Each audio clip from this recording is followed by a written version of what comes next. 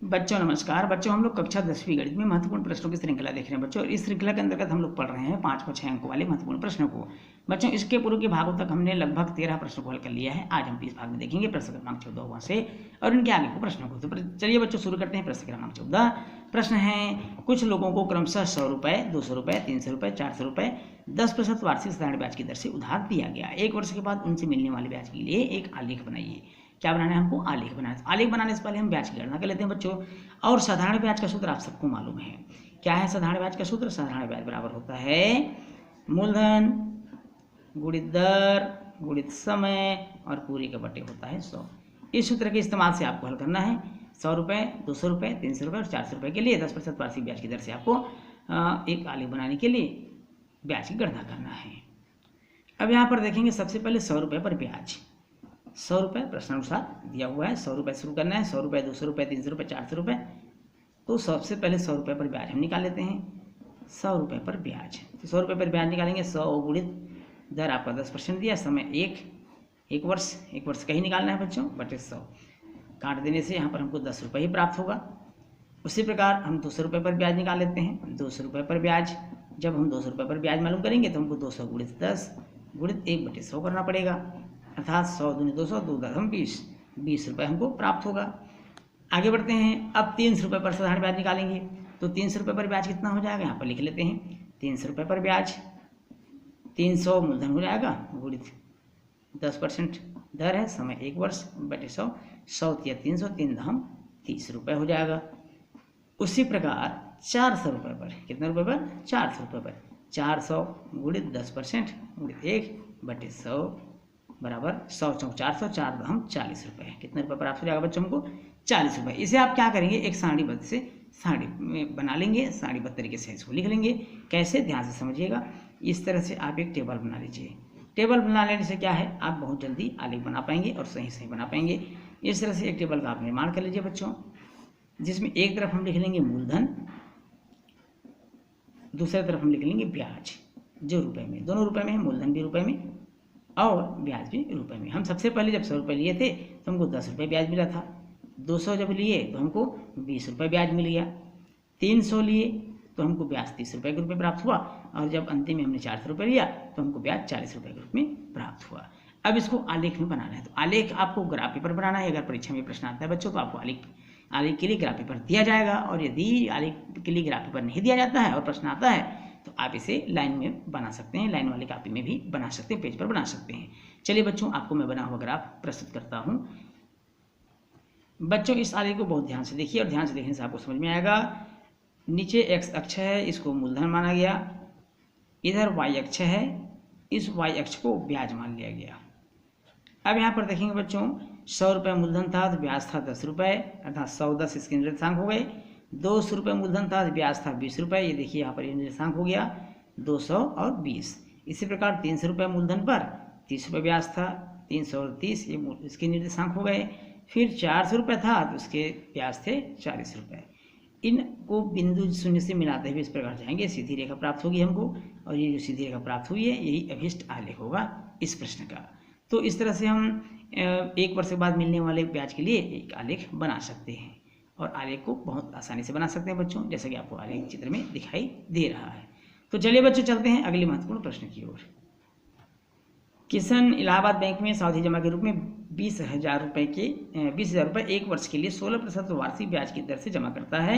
यदि ब्याज तिमाही संयोजित होता है तो परिपक्वता के पश्चात किशन को कितनी धनराशि प्राप्त होगी। तो सबसे पहले हम देखेंगे यहाँ पर मूलधन। क्या देखेंगे?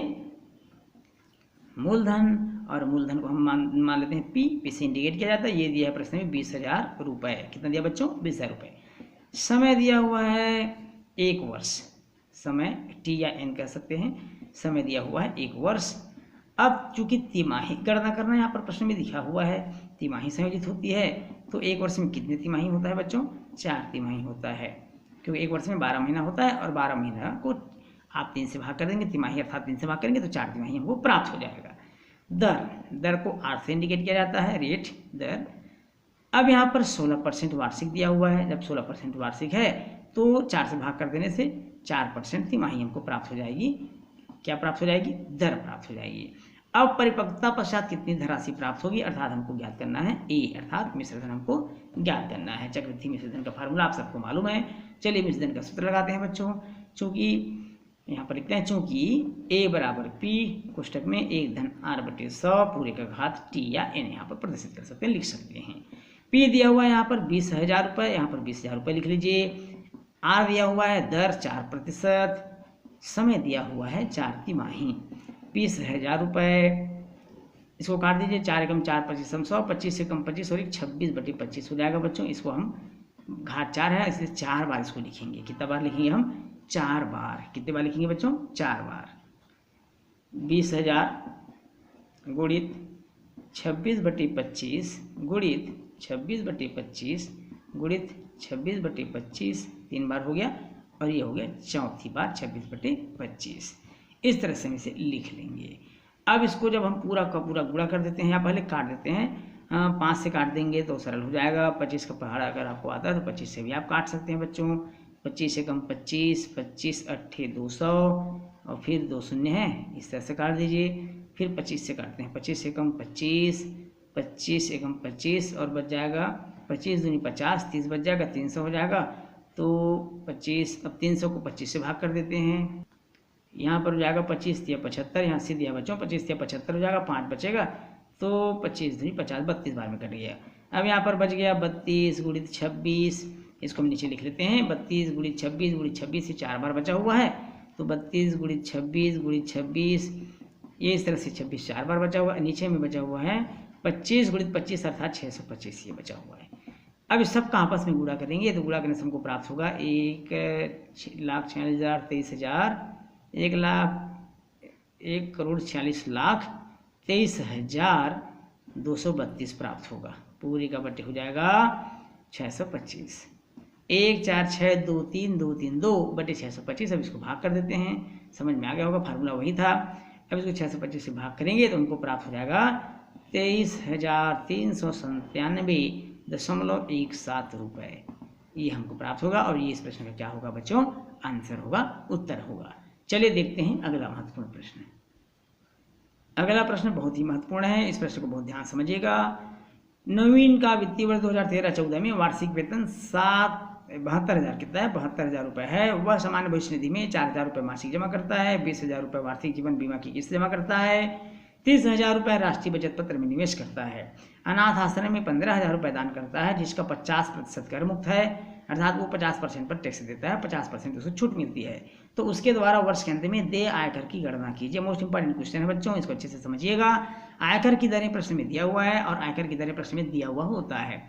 आयकर की दरें जो दिया हुआ है बच्चों वो है, कर योग्य सीमा है 2 लाख रुपए तक, कोई कर नहीं, 2 लाख रुपए से 5 लाख रुपए तक 10%, 5 लाख रुपए से 10 लाख रुपए तक 20%, उसी प्रकार 10 लाख रुपए से अधिक होने पर 30% की दर से देय होगा आयकर।